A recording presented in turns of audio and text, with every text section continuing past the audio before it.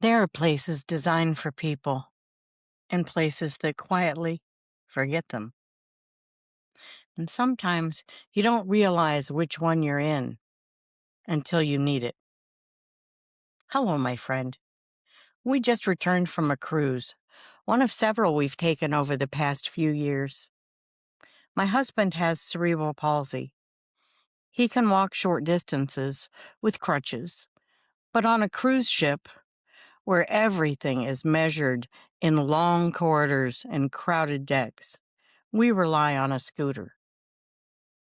And here's what I've come to understand. Accessibility on a cruise ship is not a yes or no equation. It's not accessible or not accessible. It's something far more complicated than that.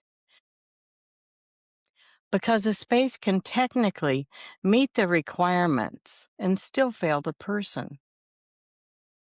There were moments on this last cruise that made that painfully clear. Not dramatic moments, not headline moments, just quiet ones, the kind most people would never notice. The distance, for example. Cruise ships are beautiful, expansive, designed to impress. But what that really means is that everything is far apart. Your cabin isn't near the dining room isn't near the theater, and the elevator you need is rarely the one right in front of you. If you're going to walk, it's an inconvenience. If you can't, it's a calculation. Every movement becomes a decision. Every outing, a commitment. And then there are the elevators, always full, always in demand. And when you're using a scooter, you're not just waiting for space. You're waiting for access. You begin to feel it, this quiet awareness that you are now navigating a system that wasn't quite designed with you in mind, even when it says it was. And that's the part that's hardest to explain, because nothing is blatantly wrong. No one is unkind. No one is refusing you entry. But the experience is different.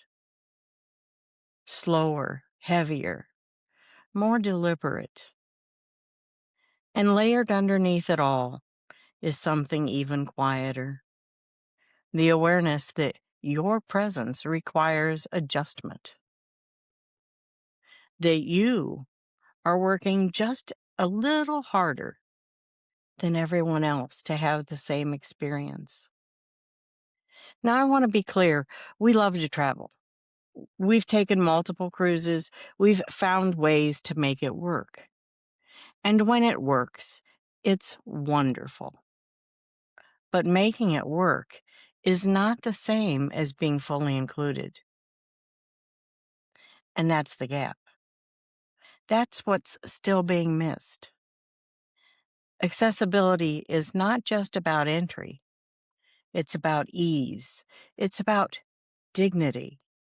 It's about whether a person can move through a space without having to constantly think about how they're going to do it.